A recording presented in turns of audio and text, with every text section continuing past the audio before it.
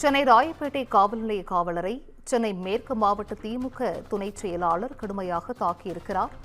Police பூத்தில் வைக்கப்பட்டிருந்த திருடரை வெளியே இழுத்து திமுக நிர்வாகி துரை என்பவர் அவரை கடுமையாக தாக்கியிருக்கிறார். அந்த காட்சிகளையும் பார்த்து வருகிறோம். கூடுதல் விவரங்களை செய்தியாளர் சுப்பிரமணியன் வழங்கிட கேட்கலாம். சுப்பிரமணியன், வணக்கம். இது குறித்த முழு விவரங்கள். சென்னை ராயப்பேட்டை பகுதியில் இரும்பு திருடிய அப்பு என்பவரை அந்த பகுதி மக்கள் பிடித்து அங்கு பணியில் இருந்த காவலர் அருண் சிங் என்பவரிடம் ஒப்படைத்திருக்கிறார்கள். அருண் சிங் அந்த பிடிபட்ட அப்புவை அங்கு இருக்கக்கூடிய போலீஸ் பூத்தில் பாதுகாப்பாக வைத்திருக்கிறார்.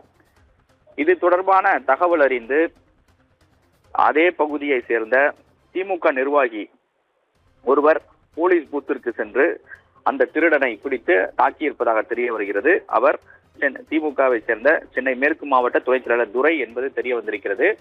போலீஸ் பூத்தில் வைக்கப்பட்டிருந்த திருடன் அப்புவை பிடித்து தாக்கிய போது அங்கு பணியில் இருந்த காவலர் அருண் சிங் தடுத்து இதுபோல் தாக்கக்கூடாது என்று தெரிவித்ததாக கூறப்படுகிறது.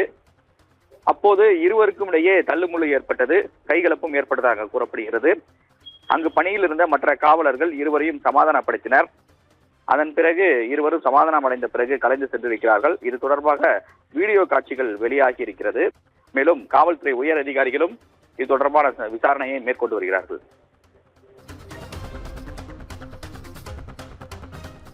நன்றி சுப்பிரமணியன், விவரங்களை வழங்கியமைக்கு நன்றி.